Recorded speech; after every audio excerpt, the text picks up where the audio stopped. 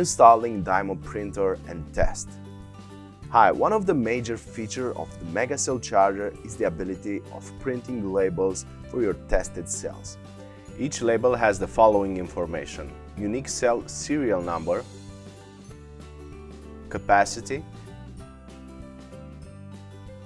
internal resistance,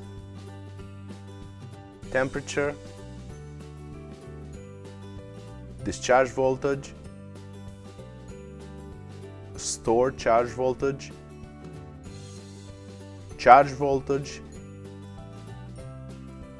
ending IP of the charger,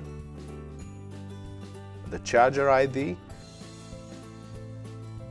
and the QR code that can be scanned to read cell capacity and serial number to further automate your testing process. Let's get started now. Head to megacellmonitor.com and overlay on hardware support and select Dymo. Click on Dymo software button to download the required exe file. Double-click on the DLS setup file and follow the install instructions.